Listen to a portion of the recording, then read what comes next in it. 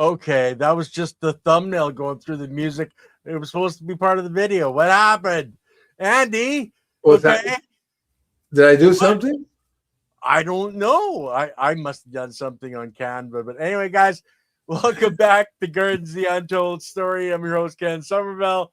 My co-host, Andy Lopez, who's saying, greetings, people of Earth. So, he's kind of out to lunch, but we love him, Out to lunch. Thanks a lot. You're out in the garden. You're okay. How about you're out to the trees? Okay. No, I'm out to lunch in outer space. Hmm? It's easier to have lunch outside your spaceship than inside the spaceship. It's very difficult. You have crumbs, all kinds of stuff in your spaceship. You can't do it. Hi, everybody. I thought you were burying your head in your compost pile. I've actually never done that. I have never done that, but I have buried a bunch of other stuff in my compost pile. I mean, compost, I remember, let's see, in the 6th grade, I had no idea what compost was. In the 6th grade, no idea. Hi, good to see you both. Oh, yeah, there's 2 of us here, right? Cool, I got it. Well, if you cut us in half, there'd be 4 of us. So I've had a long relationship with compost almost as long as my parents, right? My brothers. Yeah. In the 6th grade, I started I started gardening in my yard, and so I've had and I don't remember in the 6th grade. I didn't remember getting compost from anybody, or maybe some rock dust. I didn't really start getting into compost until 1970. For some reason, I keyed into it right away because I learned that there's no soil down there. And the real reason why you make compost, some people say, "Oh, you're making compost for recycling," but oh no, the real reason why you make compost should be to heal your soil. That is the real reason why you need to make your compost. So we have a very interesting show today, guys. Let's see. Here it is, right? Black Gold Graded: Why Every Compost Heap Has a Different Soul. What do you think about that as a title, huh? I like that title, Andy. It really does have its own soul because, there's so much life in there and it's all got energy just like we do. So I think it's creating its own heartbeat, its own soul. Like you look at a tree, and you go and hug that tree and you can transport energy back and forth. That has a soul too, right? Yeah, exactly right. Exactly. And to me, I was always fascinated with the word soul because it's like soil, S-O-I-L. I go, gee, it's not a coincidence that the soil and soul are like, they're the same word to me. It's like the same thing. It's the soul of our planet, that's for sure. Of course. That's when I started doing this. I originally that's my first book, was How to Heal the Earth in Your Spare Time. I didn't say how to heal your soil in the first time. I called the earth soil, right? That was my thing. And I wasn't as clever and smart and incredibly handsome now, intelligent as I am now then. So I just called it How to Heal the Earth in Your Spare Time. To me, that the earth meant soil, water, air, everything, and it still does. But now we have to get down to what we can really do, and that is the soil. And I always found the real invincible gardeners are the little beings that encompass the soil's army. And to me, I guess because I've been always this weird, because I always found I even found rocks to have souls. I even found to have trees have a soul. Insects have souls. I'm like one of those Buddha guys. I can't walk anywhere. I'm killing all my little people. Sorry, I didn't mean to step in. Oh, and then I realized even breathing, we're destroying stuff. Yeah.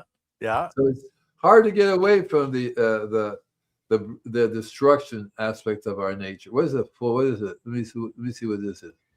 It says, the photo of the soil looks really full of organic material. Yeah. Let me see if I'm doing this right. So to me, I never really, I knew there was something going on in the soil. Okay. I was given the hint by Rodale, because I was reading Organic Gardening magazine, and it was feed the soil first, and then the soil would feed the plants. I'm going, okay, so what is the mechanism? It must have been a natural. It must have been a mechanical thing, like water running, right? Air. It doesn't require any intelligence. It's just something that happens. That's the way I thought. I said, well, I guess I got to put it in the ground, and the ground automatically just takes it and gives it to the plants. But as I evolved, which by the way, I'm still am evolving. and as science has evolved, because we know a lot more now than we ever did. Exactly right. And then I come on board in this show. You start calling it biology. I'm going, yeah, what the heck? Biology, because that's such a clear name. It's, but the whole earth is biology, right? So this show could be about every living thing on the planet here, because it's all biology. The earth is just one. Every organic life form on our planet is built from cells, which the cells are built by biology. So it is true. Every organic life form, everything that we live and breathe, eat, it's all full of biology. So it is all about the biology. So I saw this Star Trek episode. I'm an old Star Trek fan. One chapter was a customer of mine. And so this one show was about they landed on an alien planet. And they were talking about the biology in the soil. This is very unusual, Captain. The biology in soil is nothing like I've ever seen before. That kind of stuff, right? Yeah. And I thought, I got to watch this, right? I'm watching it. Anyway, what happened was the biology in the soil ended up killing half of people and destroy them and dissolve them and all that kind of stuff. And so they carried it a little bit further. So they were composted. The biology was composting them. So anyway, what happened in that planet? The biology would eat everything. Yeah. Basically, that's the way it had evolved into that. Literally, would form into some glob and eat everything and back into the soil again. And I thought that was really interesting, because it could have developed here in the same way. The biology could be very dangerous to us. It could be, and there are some things that will kill us in terms of biologically, right? Yeah. So anyway, I love the idea of compost community because I approach compost in a very interesting way, which I just developed over the years. So when for example, I went yesterday for a new customer. She said, "What's wrong?" And I can't see anything wrong. I don't know. This tree is dying. That tree is dying. It says I'm watering, but it's still dry. And she says, "What's?" And I'm looking at her. I'm going, so, right? I love how you do that. Oh yeah, man, not another one. And I don't want to say there's anything wrong with them, these people, but to me, how can it be so obvious and not even noticed, right? Well, and the thing is, Andy, it's not actually that surprising, because it's not really talked about in any of the schools. There's no TV ads talking about it. There's no commercials. There's no movies. Well, there is now. Nobody recognizes it as a living thing. And to me, when I say living thing, I literally think of it, Mother Gaia, right? That's one living thing, okay? So I have to think about it in that terms, not just these little microbes are a living thing. It's one big, like in our body, we are a living thing. We have tons of little microbes in here. Yeah, and the whole planet. We're the biology of the planet, okay? Yeah, yeah. Right? We're just another organism that exists here. The planet here going, right? And then that planet is part of the other systems, but the planet, anyway, but when I looked at a community, what I was really interested in is, okay, how come it doesn't really matter because people say, well, I need to know the disease. I need to know the name of the pest. I need to know these things so I can go out and buy something to spray against it and use it. What would you recommend that I buy that I can spray for that problem? And so I would say it doesn't make any difference what the problem is. This particular blend of biology does it. solves the problem. It doesn't solve it. What it does is that, so disease, for example, you have and these are so diseases are happen because certain conditions are right for it to happen, whether it be overwatering. But one of the conditions is not enough of the right type of biology. Yeah. And the right type happens to be the kind that passes along the trace minerals and all that stuff to the plants. So if you mean so all of the microbiology, because it all has the opportunity to do that. Yeah. And especially when you got it in a compost, because it's literally pulling it out of the organic material you're putting into the compost. So it makes it a lot easier. But we got a question. Oh no, not a it's a question, but okay. Where is it? Farmer Oh, a microscope. I actually do have a microscope that you can plug into the computer, but I got bored of watching these stuff, which I had no idea what they are. You know, you can wiggle them, we see what they move around, they do kind of stuff. But I talk to people, do you know what that is? No, I have no idea what the name of that is or any of that stuff. So you've seen it once and you just don't need to see the wiggling around anymore. I mean, my compost tea is amazing for moving, but I can go in the garden and bring some soil up and you have distilled water and add a little bit of water. There's somebody moving in there too. So it's like, right? You know what I mean? And a little bit of manure, put it on this thing. Hey, it's moving too. Everything's moving. So it's like, what the heck, right? So I've given up trying to be the scientist and having because we can have, we can have a show just on the biology. This is what this is. This is what it's like. Even the people who graduated from school studying microbiology, huh? Microbiology. Yeah, right. They still don't know how to name them all. Well, no, we actually know. I think it's around 5%. But I want to address that question too, Cheryl. One thing is funding, because if I was going to do a microscope, I'd want to get a good quality one and the camera. And then it's the desire. Like Andy said, I'm not a scientist. He's not a scientist. I look at things from 10,000 feet in the sky, at all of it. I don't need to know what a protozoa is or what it looks like, what a cyanobacteria looks like. I can recognize a nematode, in a microscopic slide, but I would rather look at the overall picture and learn more about the overall picture than because I talked to Mo and we had Mo on, with Leighton, and he was on with me. He dedicates, 12, 14 hours a day looking at through his microscope.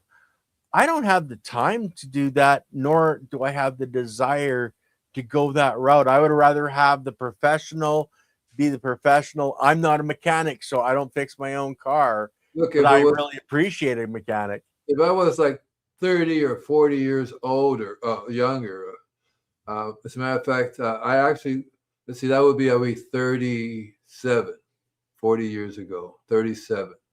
Yeah. So looking back at 37, I had a microscope, but I wasn't into looking at the soil biology.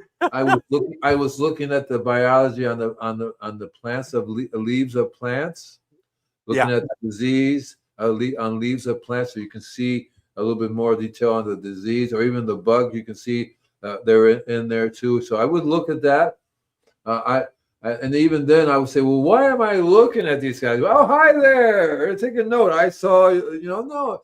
It's like I became more of a hands-on gardener in the sense that you really, or like, for example, you're a mechanic. If you're a driver, you don't need to know how the car functions as long as you have somebody that can take care of it for you. You just drive it. To me, I don't get excited spending hours and hours and hours looking at whatever that's wiggling in the soil. I don't. But I don't mind spending hours and hours and hours making compost or doing things that I know. And see, I don't need to know that the biology is there. I should know it's there because of the results. Well, I would rather sit in the garden and look at the flower than be looking through a microscope to see, oh yeah, there's lots of life in there, so that soil is Well, this is healthy. my I'd business. rather See, look at the flower that is healthy in front of me. rather than looking at the flower, what I do is I go to a customer's place, I sit there and look at the flower with them. And, Yeah. and part of the problem is that they live there, right? So the other day I showed up at a place, I'm looking around going, wow, what happened here? And the guy says, what do you mean what happened here? I don't see anything. And they live there. They're just so used to the changes. And so I used to too say, close this is to it. what They your don't place see it. looked like before, right? This is what your place looked like before. This is what it looks like now. Well, I like what Leighton does because he puts them, okay, here you are. Now look over at your neighbor. Look at the neighbor's house, and then look back at your house. Your house, all your garden's green and lush. There's life. There's movement with insects, etc. And you look over at your neighbor's place, and it's like it's dead. It's dull. It's look. I would not have been in business for long if the people didn't get results. Simple, right? I wouldn't have lasted more than a month because they would say, "Wait a minute, you did all this, and I see nothing. Nothing's happening." Yeah, they don't see a result. So and we're taught to put this chemical on, you're going to get instant results. So it's taken me a while to get into people's head. When you're sick, you're not instantly healed. You have to have some time to recover. You have to change what you're doing that's bad. Do the right thing to recover. So you can't continue doing this. You can't have your hand in the fire and keep yelling, "My God, my hand's burning down," and get upset because your hand's burning. I don't know. There might be some people out there that are doing some pretty wild drugs that would hold their hand in the fire, man. I don't know. There's crazy people out there, Andy. I'm 77. Neil. You see, 30 or 40 years older. Yeah. So if I don't want to be, I can't be 40 years older. I'm 77. That'll be like 110.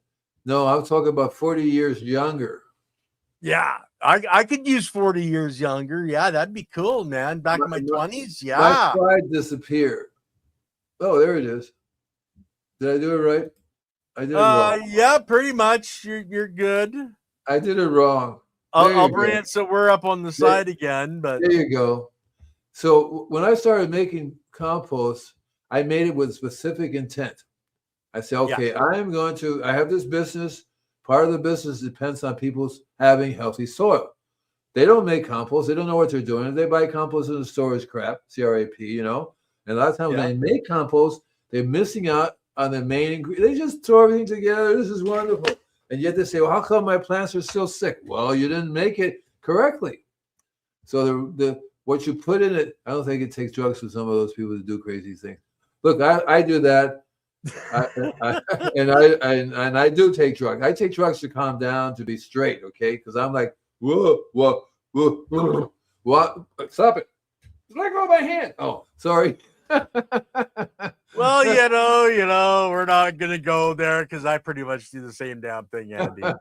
I gotta stop my brain every once in a while because it's out in outer space all the time, Oh yeah, I know it. Especially now. It's always been interesting to me. So it's like I know a friend. His name. He wrote a book called "Be Here Now," and so I'm just here now. I can't think of tomorrow or yesterday, but. What I was going to say is that so when I make compost, I make it specifically so that I can take it to a customer's place. Sometimes I even make it if I go to a place I know something specific going on. For example, some plants like more acid-loving food as opposed to other plants, and different requirements. But the basic requirements really basically the same. You just have to tweak it according to different plants. So I specifically. Learn. What is it, Andy? You're quite the character. Too much fun. Oh man, that's not nice to say that. So that you're talking about the what do you make your compost with?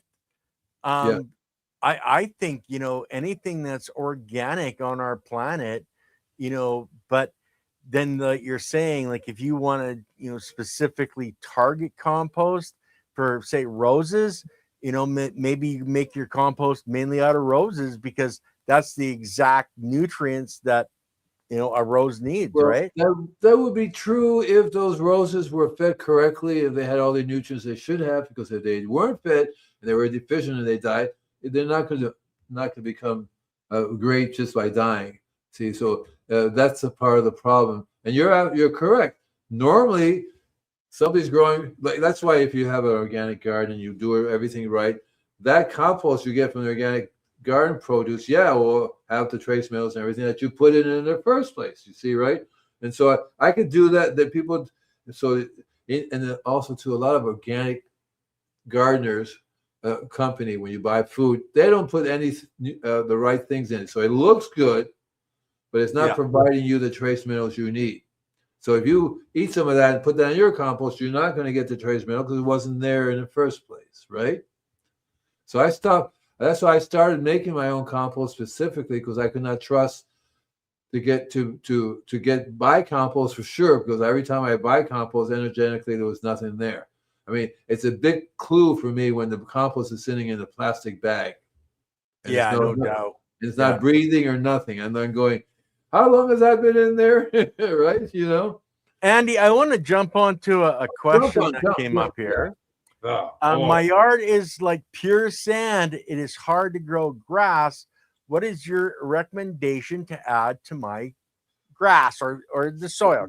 Guess sand. What you should add? Make it okay. You got 5 seconds. Compost. There you go. The other thing, since you're in a sandy area, if you've got the heat, drying winds, try to make sure that compost, you're putting mulch on top of it.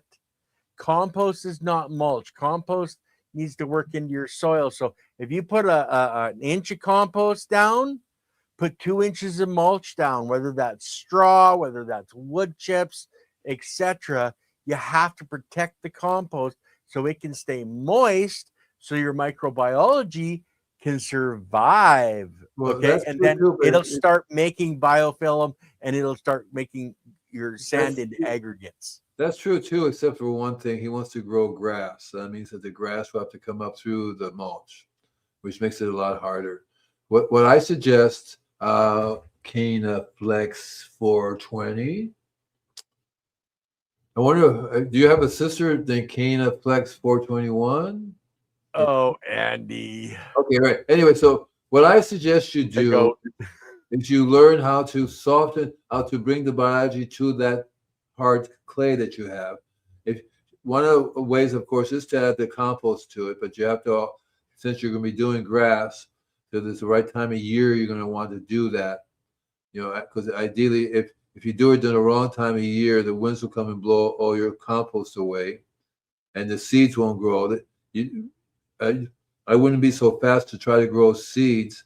What I would do, see, that's why I do a spraying service, because I would go to this person's place and spray liquid all over the yard, my magical biological liquid all over the yard, let it soak in there. Every time I show up, and of course I would have to teach them, well, you have to stop using city water, because city water is killing what we're trying to bring back. So they have to, that's the first thing they have to stop that. If you're lucky to have somebody that makes compost tea is what you would spray on. Well, he's saying that he'll add compost tea or extracts. Right. And he has a compost pile out back, he says. Right. So you want to start using the liquid to get it on the property. And the more you use that, the softer, the more available to biology it becomes. And then if you time it right throughout the year, the certain times of the year, you can actually add the compost to it, turn it all over, pat it down so that it has a nice little layer of compost, because that has to get down into that hard soil as well. So it depends on the time of year. And then if you do that, you're basically prepping the soil. Then the seeds will have a better chance of starting and growing. See, so then you can plant I know in the States, I've watched a lot of people, they work up the soil a little bit. They'll spread out compost. They'll put their grass seed down. And then they actually they can go to the hardware store or topper. Yeah. Well, it's straw. It's a straw mat that they roll out to help, and then they soak that down so that everything's through that. And then the grass just grows right up through it, and it's got it's protected. It's got a carbon source. There you go. Yeah. There you go. So I would say probably normally where you put something on stuff and seeds don't go through it, but if the grass seeds come up through it, that's Yeah. ideal because the hay keeps the moisture, keeps the biology alive, allows the roots to go down. Once you start growing stuff, and here's another thing too, grass is good to start, but I was thinking about something else that does a lot better under those conditions, whether it be a natural ground cover.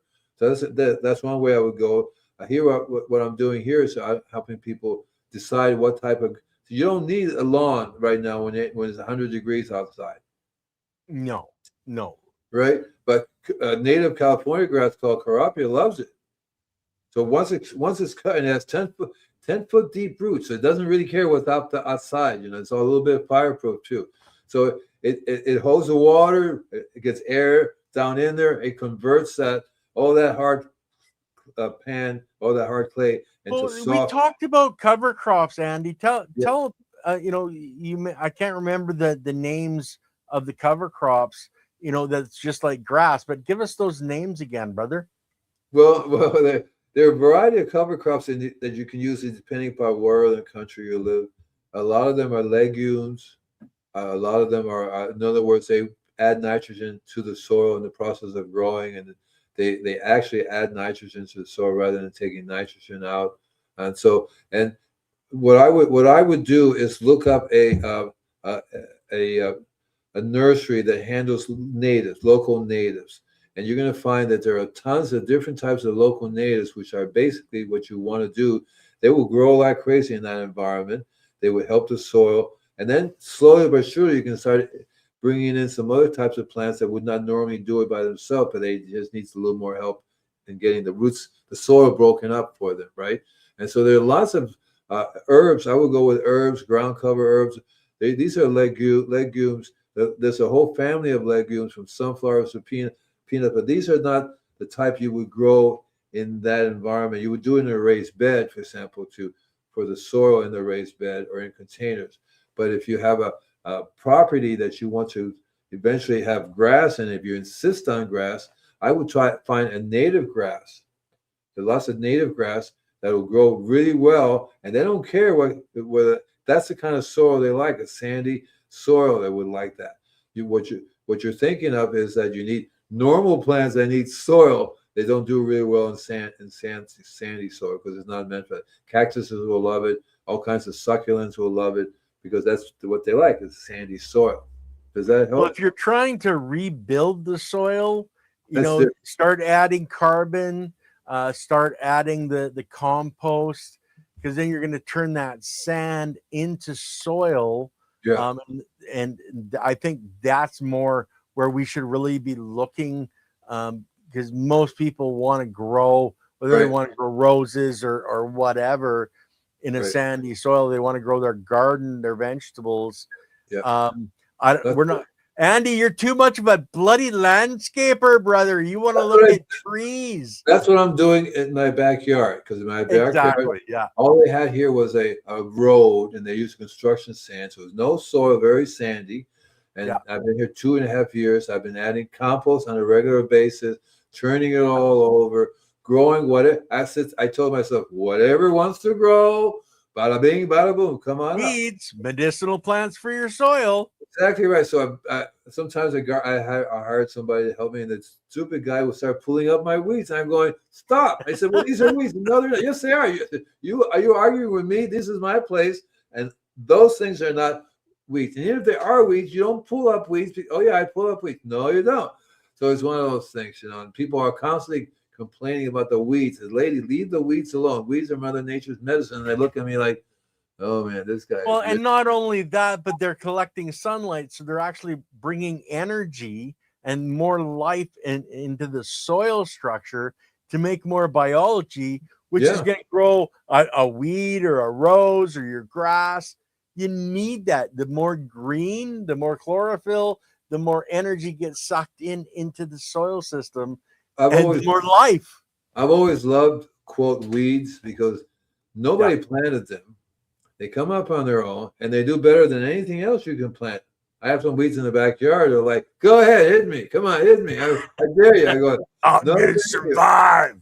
Yeah. And so I leave them alone. And then when they go, I just top and drop. I say they Yeah. return. I learned from experience when I used to give a walk in Putney, Vermont, what the condition is of the soil by the weeds. And I learned wherever I go, I look at the weeds that come up, whether it be dandelion, whatever. Nowadays, you can take a picture of your phone and say, "Oh, that's what it is." Yeah, it's considered a weed. You have to kill it right away. But no, and then so let's say rich in iron, rich in magnesium, rich in phosphorus. Yeah, of course it's rich. And what are you going to do? Take it and throw it in the trash. So Yeah, it's like, instead of leaving it there where the soil needs it and the other life that's in the soil needs it. right. So let me go ahead and move. I think I can do this, right? There, I brought it up for you. Yeah, man. So again, I like calling Mother Nature's kitchen because you really are taking everything, learning from Mother Nature and putting everything together to make the most amazing compost. And it varies from place to place. I remember I can make compost year round in Florida, and even went through the rain. My biggest thing would be, of course, keeping it out of the rain. Over here, I find that I really can't make compost during certain times of the year because it's too hot and dry, and the compost is not going to function very well if it just dries out the next day. You go out there and go, oh, okay, what happened? So it makes a big difference. And the process of actually making compost is really very fascinating because this normally happens in the soil without you doing anything. Mother Nature does all these things. She composts right there in the soil rather than a pile, right? You don't see any piles in Mother Nature. They evenly in the forest. I went to a forest once and it was like, I think they said 10 foot deep in mulch and soil. Yeah. Andy pretends not to see anything. What did I see? Didn't you see it? You were talking about Ken put it on the screen. That's really good. I don't get it. I don't get it. Yeah, you don't need to get it, Andy. So to me, and that's interesting too, because I lived in a couple of different places, and each place the compost is different that I make from that in that area. Very, very, very different. The compost I was making in Costa Rica is very, very different than the compost in Florida. Compost in Boulder, Colorado is very different than the compost I was making here. And because you have to deal with the local environment. I call it the locals, whether it be chickens or goats or whatever, you know. And in Costa Rica, there was much more of everything, so it was much richer, right? And all these different creatures and different minerals than say here. I have a hard time going out and finding whether it be sheep, whether it be cattle, a bull, manure. But I really got into the manure thing because again, the manure are the biological. When the stomach does its thing, you know, and then what comes out. These are the biology which have all the trace minerals and all. And Mother Nature has developed a way to take that, process it, and give it back to the plants. And it's really very cool the way it does that. And so I learned how that when I studied Rudolf Steiner's biodynamics, every creature has its own particular biology. Yeah, every plant. Every plant has its own particular biology as what we do, us humans do. The compost has its own unique biology, which we can transfer to say it's a soul, right? And so, and once you acknowledge those things, you learn how to, what do leprechauns use? Oh, there she's back. Oh, the four-leaf clover. I tell you, you should put it in a book, and you'll be a millionaire. You'll be on our show as a guest. So I got lost. I got sidetracked, man. I don't know. Well, we put in all kinds of nutrients, just like Mother Nature does. She layers things every fall. She puts a fresh layer of the things. Like you guys in like when you were in, Cuba, etc. You're in that zone where things don't die in the winter. Where I'm up in Canada, okay, everything gets buried under 3 or 4 or 5 feet of snow, right? And so everything dies off in the winter.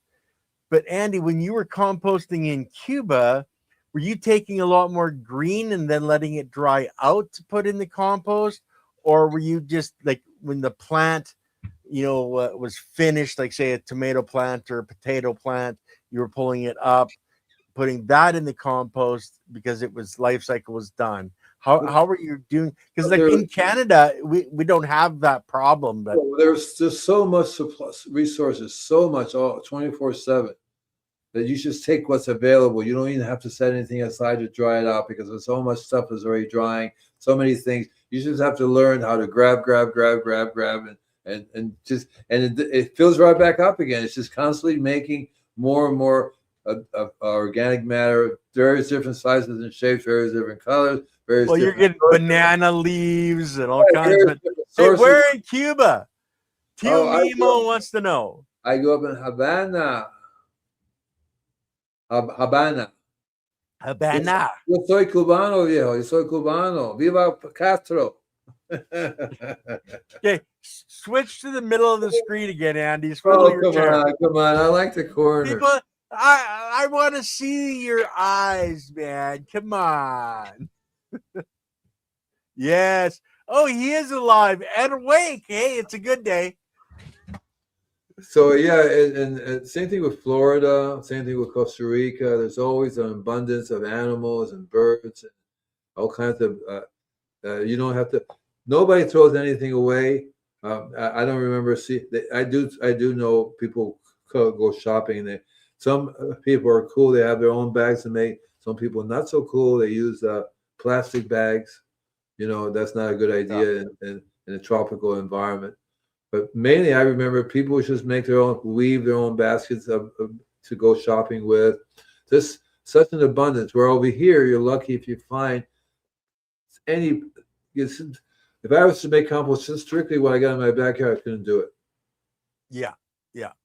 Like Lily and I don't really eat a lot of vegetables, so we don't have that vegetable waste. We actually put out very little waste overall, let alone food waste. So, yeah. What did Serena say? My Ukrainian purple tomatoes are splitting open to get sun scald, even though I have a shade cloth up on the west side of the bed. Ideas for prevention. Yeah. So, see, I think we've talked about this before, is that you're not keying into all the trace minerals. You're having a particular problem, and which is a calcium deficiency.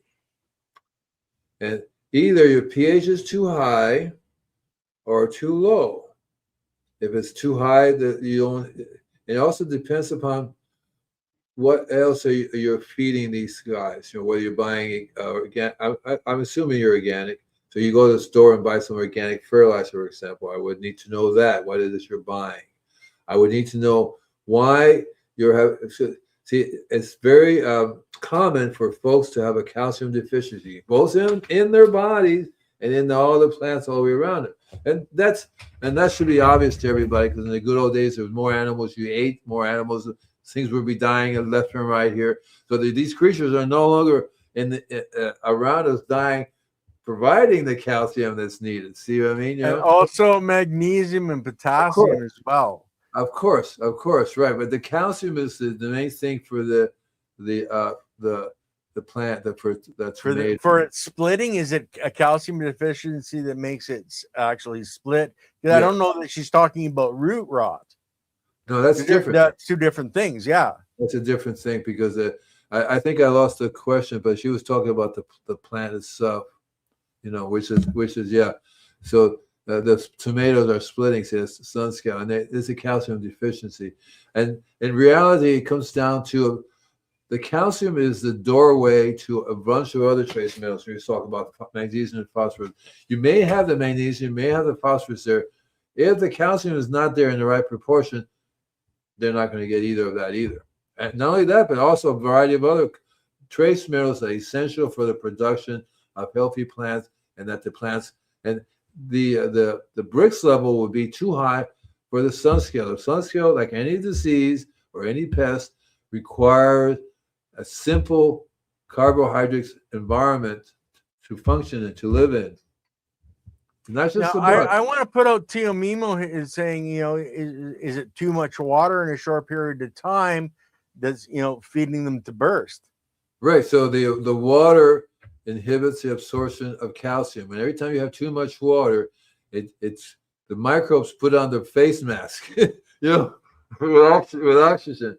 And so if they have an oxygen deficiency, they're not going to be processing the trace minerals as they should be. So by simply reducing the amount of water and increasing the biology, we can assume that the biology already has the calcium to do that. But assumption is not the correct way to do. You want to do like Serena says, I use calcium, Neptune's crab shell plant food, right? Because that's basically it's mixed with biochar and worm casting. See, so you have the essentials. A crab shell is the calcium, and then you have the worm castings and the carbon that will allow the processing of the calcium, which then becomes available to all your plants. That's why reason why milk works so well for most diseases. And Serena, if you, I'm not sure if you do the Korean natural farming, if you make a WCA or a water soluble calcium, use that as a foliar, and then you're going to be getting lots of calcium directly where it's necessary. Right. And that's what milk is. Yeah. Well, it's not, milk isn't broke down enough as much because the water soluble calcium is the molecules are smaller and more easily used right away by the plant, where the milk, the biology still has to put in some energy to break things down. Right. So it's a matter of how easy it is to get the water soluble calcium. Well, yeah, if you don't have it, then milk's a damn good way to do it. And you can ferment the milk for 24 hours, and that becomes more soluble. And it breaks down the molecules. Yeah. So that's what I would do. So normally when I do milk or a rice formulation, 2 or 3 or 4 days, 5 days, you want to break it down. Then it becomes instantly available, as opposed to just pouring some milk in. And again, if you pour milk in regular water, that's not going to work, because the city water is going to kill the biology in the milk. Yeah. So you have to have filtered water to use, and if you're spraying the calcium in. So there are some things that are against this process working, because you don't know the city water you're putting it in there. It works a little bit, but if you have distilled water, it works a lot better. It works a lot better if you ferment it. They should just keep coming back and watching more of our shows, because we keep going over this stuff all the time. And you're putting on a course, Andy. Your course, you're getting close to having that up and running. So 25 weeks. 25 weeks. Yeah. What we're going to do is an online workshop. Everything I know in certain areas, because you'll never be able to go through everything I know. But we have a workshop, and we're talking about it earlier today. I'm going to do a little segment of each work, maybe do one show. We're going to go through all 25 lessons. And one of the things I'm doing for you guys out there is that I need 20 people to do the beta testing. And that means that I'm just going to set it up. We're going to do it. I want these people to go through it, tell me what they think, what I need to do to make it better, right? 20 people for beta testing, and that's going to be free, limited to just to 20 people. Everybody else, especially people that either watch me on this show or on my other channel, all they have to do is sign up to go to invisiblegardener.com, sign up to get the newsletter. In the newsletter, you can click on send me my free ebook, but you could also say, I would like to be I want to start taking your course, and I listen to whatever channel, and I will give you guys 50% off of that. And it might even increase it to maybe a little more beta testing. That's going to be by the end of August, September come on. I want at least 20 people to do beta testing. It's free, first come, first serve. I think it's going to be $20 a class. Okay. So I did want to address Tio Mimo here, soaking the eggshells in vinegar until it stops fizzing, and using a 20% solution. Don't forget, you need to cook the eggshells to a lightly cooked, not burnt, just before burnt, before you put them in with the vinegar. And you have to make sure the vinegar has the mother culture. It's the biology in the mother culture. I wouldn't use white vinegar. I would use the mother culture one, right? Oh, you can't use normal vinegar. It won't work. No. Because remember, guys, it's the biology that's getting in there, breaking the calcium out of the eggshell. We're talking at a molecular level. You guys got to think we're big, they're big in their world, but they're working at molecules. They're working, at subatomic levels when they get deeper and deeper. So, yeah, it's it's beautiful.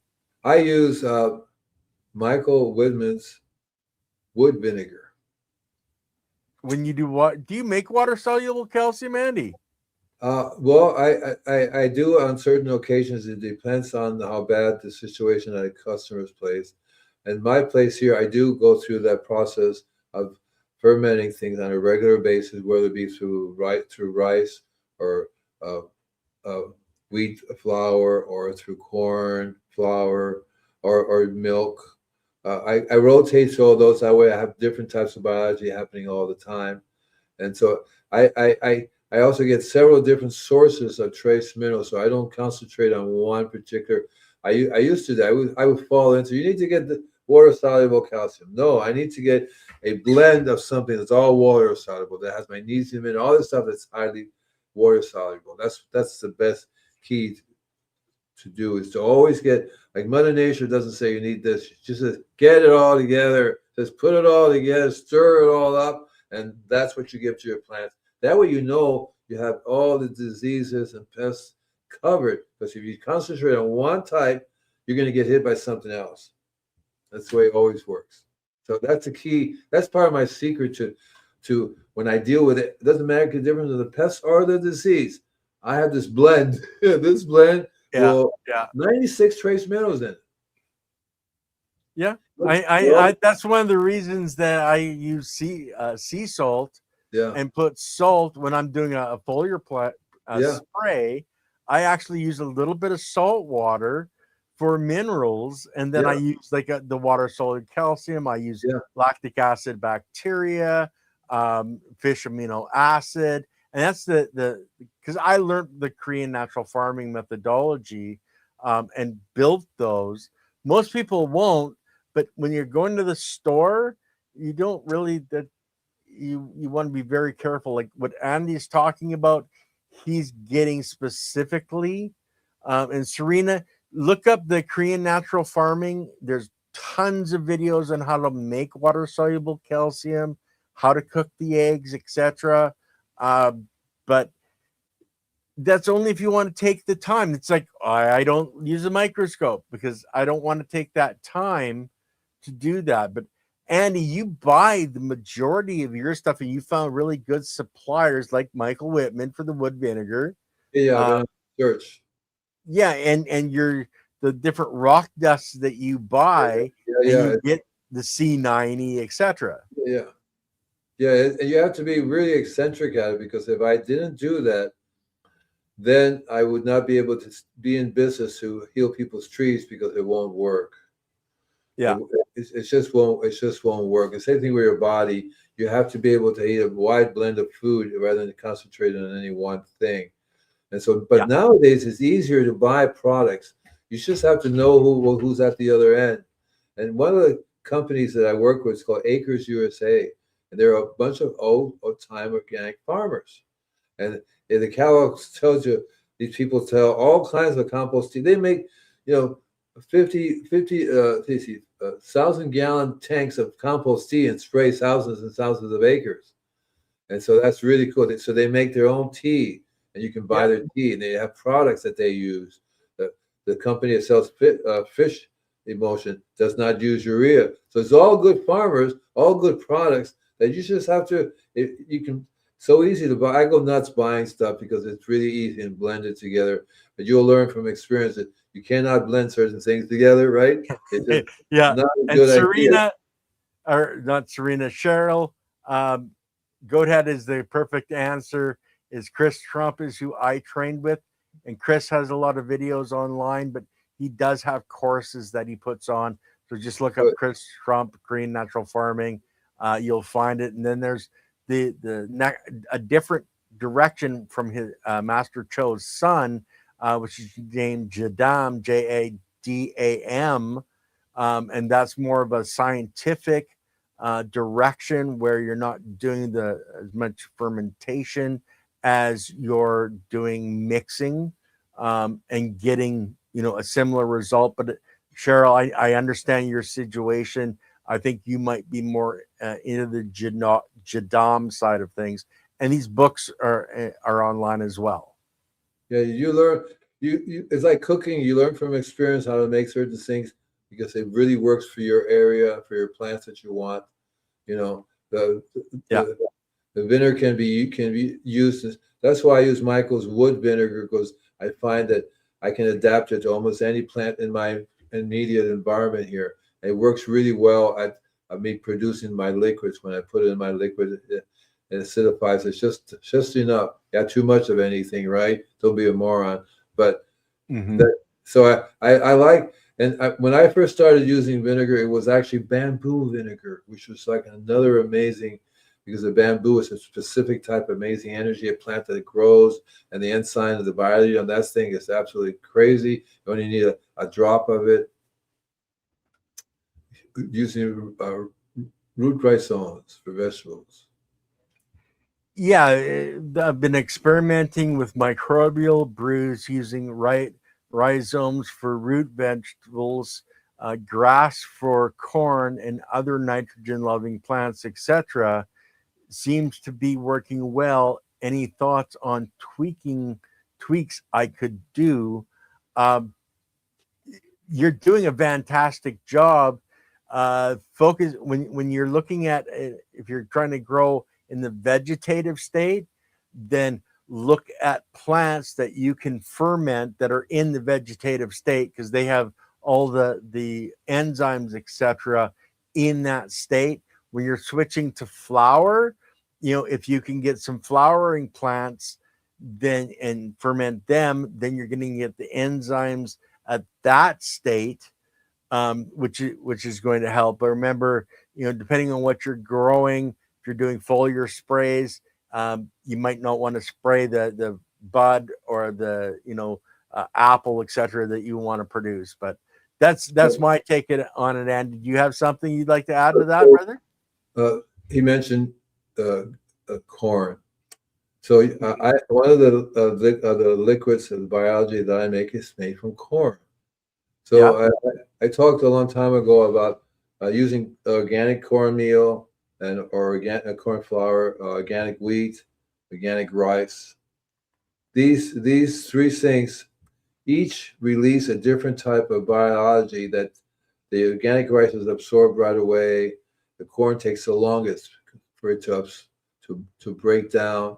But if you were to make a liquid and spray the soil with that, you will be inoculating the soil with the corn biology, and then your corn will grow a lot better because it already has the biology in place.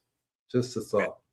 And also things like malt barley, which are actually already partially broken down in the brewing process, also has a lot of the enzymes that we want. There's so many different things and so many different You have ways. to try it. See what it's like. Do it and see what it does. See what it does. And how much time do you have to do this? Because like they do sell a lot of these materials, like for the Korean natural farming, they sell them pre-made, but you're going to have to pay, the money out of your own pocket for shipping, etc. So it depends on how much time do you want to take. The same thing with biodynamics. Yeah. If you have the time to make it, fine, do it. If you don't, it's available. Almost anything that you want to make, it's available now. That's what's so cool about it. You just have to do a little research, maybe even talk to the person. So what you all doing over there? Do you have you know what I mean? And also too, I found that a lot of brewing companies, beer companies sell equipment, and they are in touch with people who buy stuff just to make brews from plants, not for beer. So if you want, like in your area, if there's a company selling brewing equipment, I would say, do you have people that buy brewing equipment that brew for plants? And they go, oh yeah, George over there has a 57-gallon unit. So go over there and test and say, I would like to see what your product is, because that's what they do. They make these biology, like from beer. What is beer? Hops, see, right? So you can actually take that and spray a variety of plants with it. So Mhm. the thing to do is you'll learn. If I spray this, and also use a refractometer. So if you spray something, do a measurement before, and then wait a few days afterwards and do another measurement. It'll tell you if the biology changed.